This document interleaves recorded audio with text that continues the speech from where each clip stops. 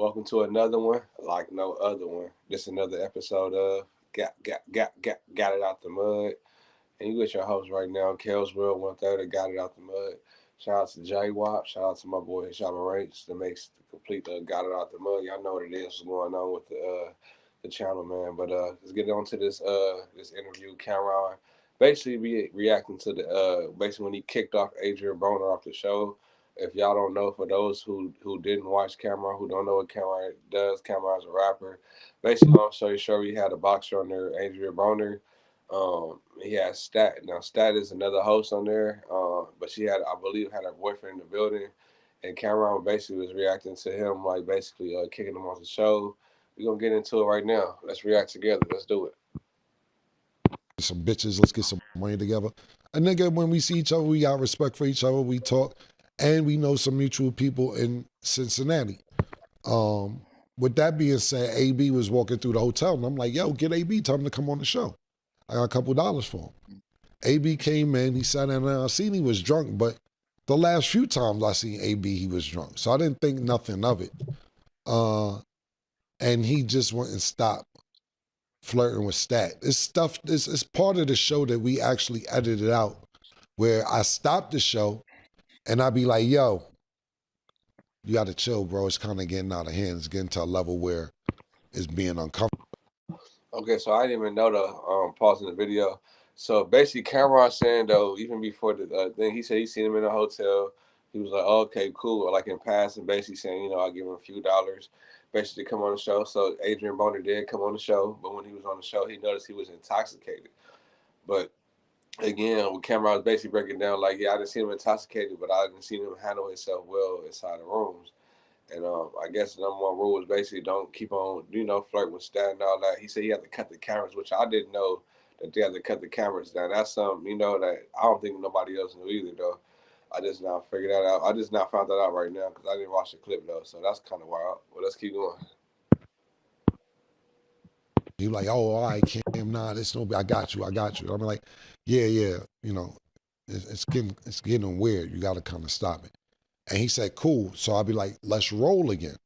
Now, when you tell me cool when we're not rolling, so when we start rolling, you just ignore what I said and start flirting with Stat again.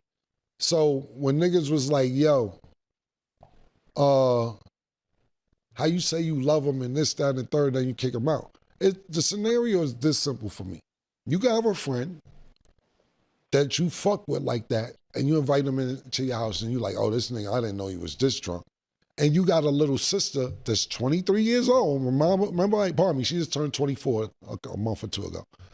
A 24-year-old sister that your 38, 39-year-old friend keeps flirting with and keeps flirting with and keeps flirting with when you keep asking him to stop.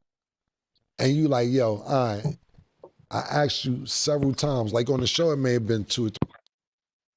All right, so I mean, basically, Cameron said he had to basically on the show. From what we seen, like he said, he had to cut the cameras, which I didn't know. I don't know if y'all knew, but he had to cut the cameras and tell him multiple times, more than twice or three times from what we seen. So you have to tell him off air, basically when they cut the cameras, like, "Hey man, that's my basically like he looked at her as a little sister."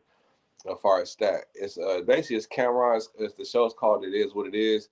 If y'all don't know the show, Cameron's on the show is it's Cameron, Stat, and Mace, called "It Is What It Is." They do a show together, and they've been doing it for, I want to say, believe like going on two years, if not three.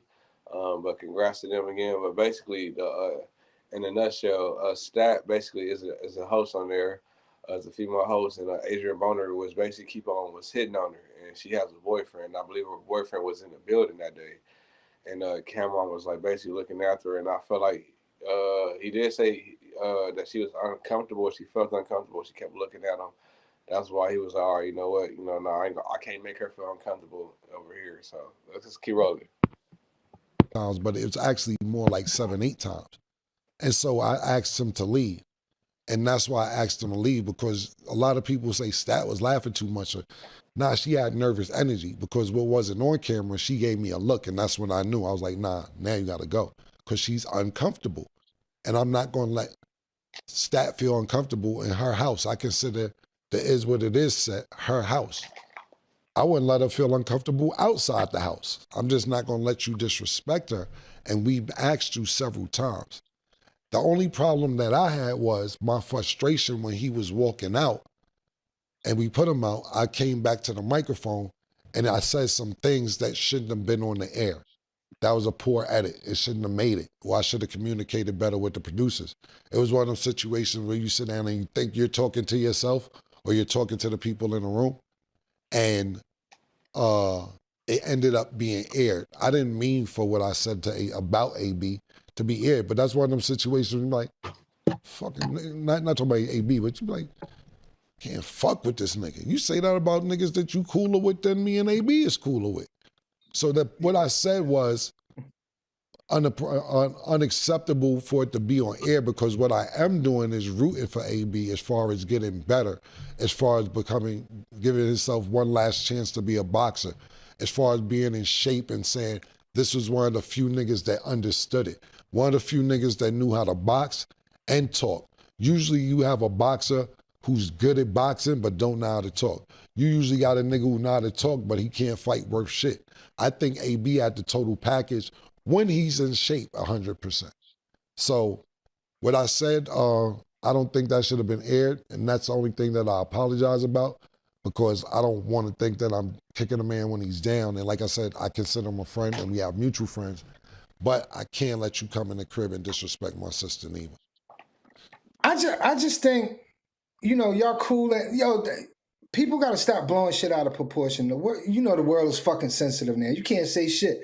When I talk to my niggas like that when they fuck up, me and Zeke used to always argue. I used to be like, you whine on motherfucker when he get drunk. So, I just think people blew that shit out of proportion with the unedited version, which you saw, which you just apologized for. And I don't think people should take it like that. Like, you know what I mean? Because I'm sure AB's he a funny nigga, so I'm sure he ain't take it like that. You know My thing about it is this, and you're 100% right, but when you got a smartphone, it's like having an asshole. Pause. Everybody got a fucking opinion, and you never gonna make everybody happy. I don't care who it is. You're never gonna make everybody happy. And I use this analogy because we're talking about a boxer. We just seen Canelo fight Terrence Crawford. The judges had it 115, 113. So you only thought Bud won by 2 rounds?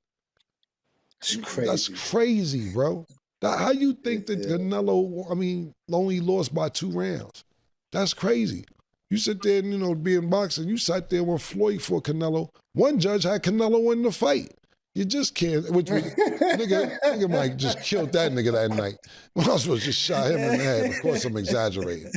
But like, yo, my nigga, you just can't please everybody. I don't know what else you want nigga to do. But it is what it is. Hope baby you get better. All right, so basically, there you go. You have it, though. So basically, Camron was basically just letting everybody know the situation, what was going on with Adrien Broner that day.